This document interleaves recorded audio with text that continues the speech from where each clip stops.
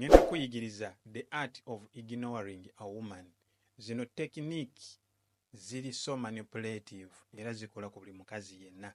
Naye okugikola obulungi oyina sooka kakasa nti omukazi ono ali into you. Otegeera. Era bw'oba omwignowaringa kwegamba ku nsonga entuufu. Tomalaga mwignowaringa ng'essimu ogiyinaawo n'otandika okumwignowaringa. Abakazi basobola okudevelopinga sense n'agamba omuntu ono message aziraba agaana bugaayi. Otegeera. So ngenda kuyigiriza njala video eno ogirabe gwe onaagala ojoininga group jangu ojoininga group. Esookera ddala sooka ofune kye tuyita abundance mindset.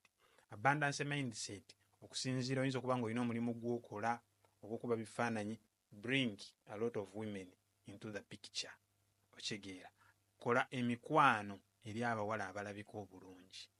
Then omukyalo ono ajja kumanya nti singa aba agize, kubanga abakazi boolaba abo batya abakyala bannaabwe kuba bamanya nti abakyala kiki basobola okukola singa aba asemberedde omusajja.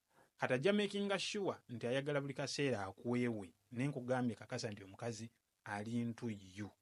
Okukolesa tekiniiki eno twagala like agwe nnyo mu laavu like akwagala ennyo kubanga abakazi baagala nnyo competition.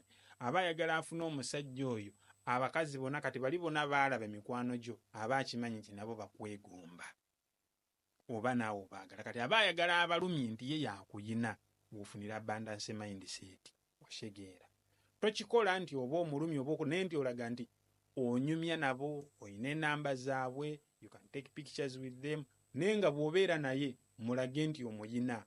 Buli lw'obeera naye mulage nti naye bw'oba nga tomuyina bali bw'oba obeera nabo. Otegeera. Kati ye ajja kimanya amanya nti ono nono. Kati ajja tandika ng'okubuuza n'emikwano gy'egyo biki bwe bityo ng'omanya nti atandise okubanga.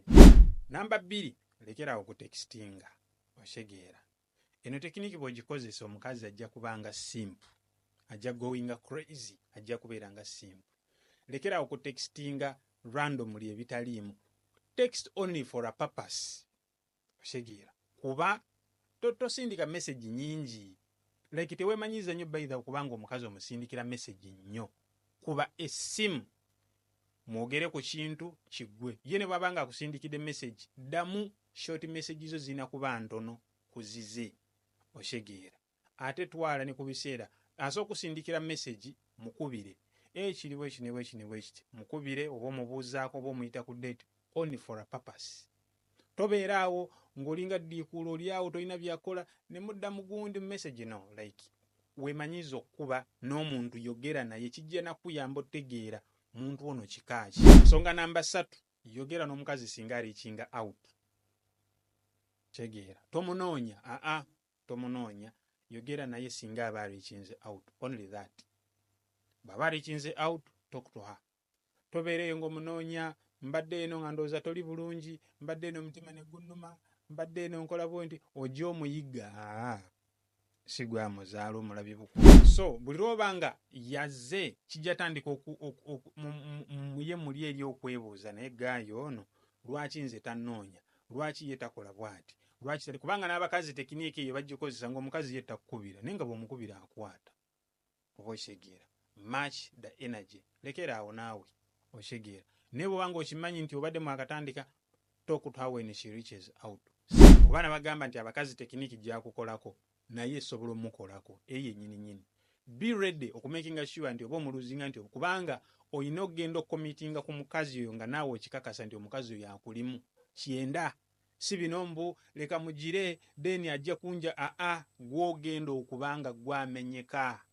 Otegeera. Bw'obanga obadde okikola nabagamba buli lw'obanga olina omukazi bw'atyo ng'obadde olikinga out teekako period. Teekako period oba ya mwezi oba myezi 2 bw'otuuka n'okizuula nti bw'ati bw'ayagala okitwala. Vaayo omulundi gumu. Otegeera. Leki yeewuunya ate yabadde ki? Ate vaayo omulundi gumu. Bw'oba omufiirwa ng'omufiirwa ng'ogenda ku mulala kuba si yasemba. Ensonga ey'okulala omukazi bw'aba alina ekintu ky'akoze be direct, tuukira ku point. Teweetaaga kuyomba na mukazi, teweetaaga kusika mugwa gw'oli high value man. Communicating abakazi bali drown eri abasajja abamanyi kye baagala. Tegeera. Beera open lw'oba ng'oyogera n'omukazi ekyo kiraga nti omanyi kyoyagala era kyakoze tokyagala. Ajja kyusizaawo ngameze ekyo sikyagala. Ekyo sikyagala, ekyo tekirina gye kitwala relationship eno mu maaso. Be open and bold. Ensonga ey'okulala, omukazi singa akulaga nti atandise okwogera n'abasajja abalala, tofaayo, muignoringe weefuule nga atamulaba oba okitegeera.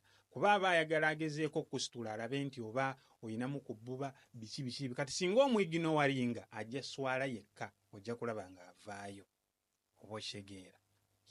Vaayo, tofaayo, mulabe, tokyogera nako. Kati muli oba bamaze omulaga nti osobola obeerawo waatali. That is power. Obeera grounded, etugiyita iron rule. Nebino byotugira enkulabye obwedde oyogera ne gundi biki byajja gamba mikwano gyange bano bwe bati. Mulage nti tebikulya, tokyogerako oba abapositinza. Ekyo kyokka nga bwe gambye eri, bring women into the picture. Omukazi bw'atuuka n'ategeera ebintu ebyo nti omusajja ono sisobola kumukontrolinga, manipulation esigaddeyo eri emu, sex, amanya bumanya singa akuwaako then abo basobola okukontrolinga. Ekyo olina okuba ng'okimanyi kasita atuuka amanya basobola okukontrolinga. So fellas, bw'oba okimanyi nti gwe wenna oyagala genda mitala w'amayanja, oyagala kugula poloti, aba GX bakubireko, yogera nabo. Bajja kufunira poloti, bajja kutwala ebweru, Canada, Japan, US, wona. Twegeko mu video eddako, gwe nayagala joininga group teweerabira. Enamba yange eri mu description, oba genda ku Instagram ngamba oyagala joininga group. Ojja osobola okuyiga n'omutwalo gwo gumu. Peace and love. Bye.